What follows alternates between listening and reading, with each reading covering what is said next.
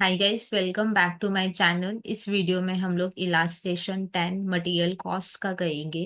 अगर आपको पूरे कोर्स के लिए खुद को इनरोल करना है तो चैनल को सब्सक्राइब करके आप खुद का इनरोलमेंट कंप्लीट कर सकते हो। यहाँ पे देखो, मटेरियल का अपने को इन्फॉर्मेशन गिवन है। Opening stock, purchase, closing stock. सबसे पहले इन्वेंटरी टर्नओवर रेशियो निकालना है। तो चलो पहले मैं आपको इन्वेंटरी टर्नओवर रेशियो बताती हूँ कैसे निकलेगा। यहाँ पे लिखेंगे inventory turnover ratio equal to, ठीक है। इन्वेंटरी टर्नओवर रेशियो हम लोग निकालेंगे।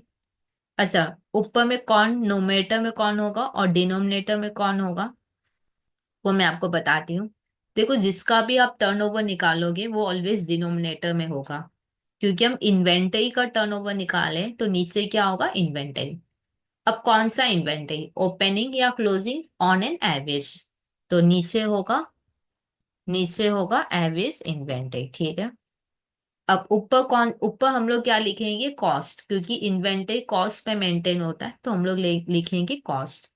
कॉस्ट ऑफ क्या, देखो नॉर्मली हम लोग कॉस्ट ऑफ गुड्स सोल्ड लेते थे। नॉर्मल जब हम लोग फिनिश गुड्स का करते थे तो कॉस्ट ऑफ गुड्स सोल्ड लेते थे, ठीक है। यानी जितना मैंने सेल किया वो लेते थे हम लोग, हाँ या ना। पर यहाँ पे मटेरियल का बात हो रहा है तो जितना मटेरियल मैंने यूज किया होगा वो लेंगे। देखो अच्छे से समझना। नॉर्मली आपको याद है हम लोग कॉस्ट ऑफ गुड्स सोल्ड लिखते थे फॉर्मूला में, हाँ या ना। क्यों? क्योंकि जितना हम अल्टीमेटली सेल किए वो कॉस्ट लेते थे, ठीक है। तो यहाँ ये तो मटेरियल का सम है, यहाँ तो हम सेल नहीं कर रहे हैं ना। तो यहाँ पे आपने अल्टीमेटली जितना यूज किया होगा मटेरियल वो आप ले लेना, ठीक है। तो न्यूमरेटर में क्या होगा, कॉस्ट ऑफ मटेरियल कंज्यूम्ड।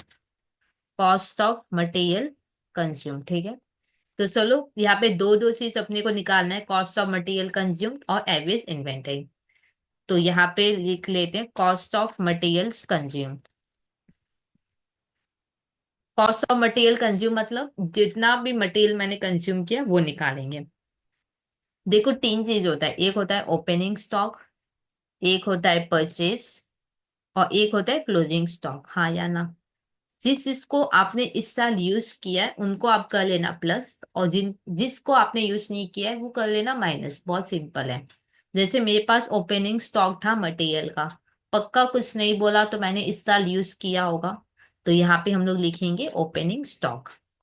अब देखो मैंने जो भी मटेरियल खरीदा होगा डूइंग द ईयर, पक्का अगर कुछ नहीं बोला तो वो भी मैंने यूज किया होगा। तो यूज किया है ना तो कर लो ऐड, ठीक है। अच्छा, क्लोजिंग स्टॉक मतलब इतना मटेरियल रह गया, इतना मटेरियल हम लोग यूज नहीं किए। क्लोजिंग स्टॉक ऑफ मटेरियल का मतलब क्या है, इतना स्टॉक रह गया है जो कि हम लोग नेक्स्ट ईयर यूज करेंगे। अब क्योंकि इस साल हम लोग यूज नहीं किए तो वो हो जाएगा माइनस, ठीक है। बहुत सारे स्टूडेंट को कंफ्यूजन हो रहा है, दीदी कौन प्लस होगा कौन सा माइनस होगा, तो वही मैं बता रही हूँ। जिसको भी आपको लग रहा है कि इस साल आप यूज किए हो उसको आप प्लस कर देना।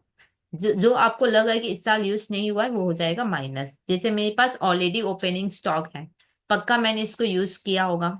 जो मटेरियल मैंने खरीदा है उसको भी मैंने यूज किया होगा तो वो हो गया ऐड। क्लोजिंग स्टॉक मतलब इतना मटेरियल अभी भी पड़ा है क्या, मतलब इस साल यूज नहीं हुआ ना, तो उसको कर देंगे माइनस। अब वैल्यू पुट करेंगे 90,000 +270 माइनस 1,10,000। तो सॉल्व करेंगे, देखते हैं कितना आएगा।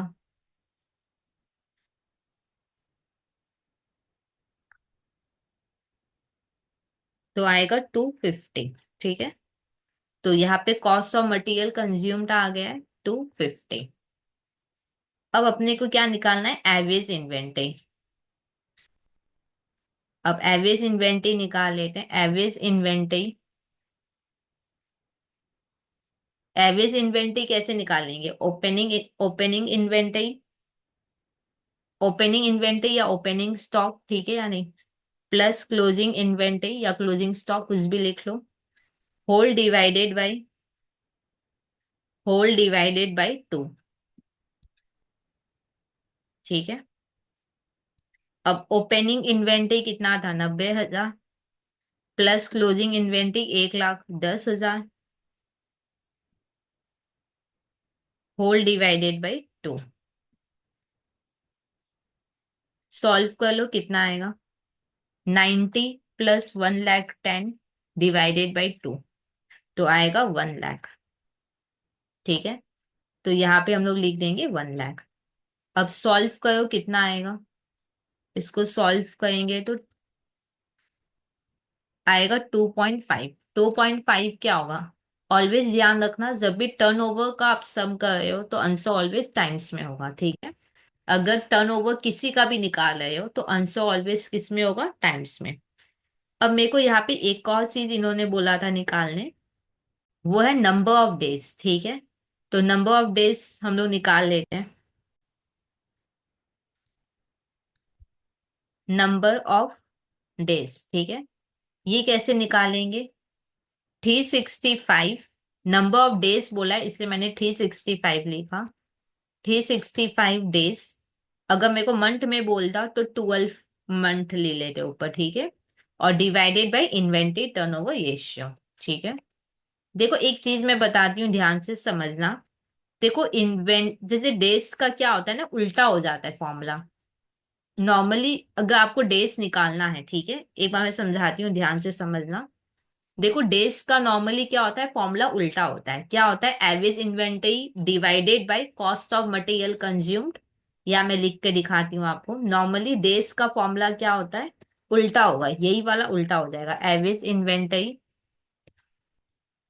Average inventory divided by cost of material consumed, cost of material consumed, और इंटू हो जाएगा, क्योंकि डेज का है ना, तो इंटू हो जाएगा 365 डेज, इंटू 365। समझ में आया कि नहीं? डेज निकालने का क्या फॉर्मूला है? उल्टा कर लो, average inventory by cost of material consume, और डेज में चाहिए तो इंटू 365 कर लो, मंथ में चाहिए तो इंटू 12 कर लो। ऐसे करके भी आप निकाल सकते थे। अब क्योंकि मेरे पास टर्न ओवर है तो फिर इतना मेहनत वापस कौन करेगा? 365 divided by inventory turn over ratio करें हम। ठीक है, तो 365 डिवाइडेड बाई 2.5 करो तो आएगा 146। तो ये हो गया 146 डेज। क्या ये बात क्लियर? देखो इस तरीके से ये सम तो हुआ कंप्लीट। कोई डाउट आ जाए तो आप कमेंट सेक्शन में लिख सकते हो। और अगर अभी तक आपने खुद को इनॉल नहीं किया तो चैनल को सब्सक्राइब करके आप खुद का इनॉलमेंट कंप्लीट कर सकते हो।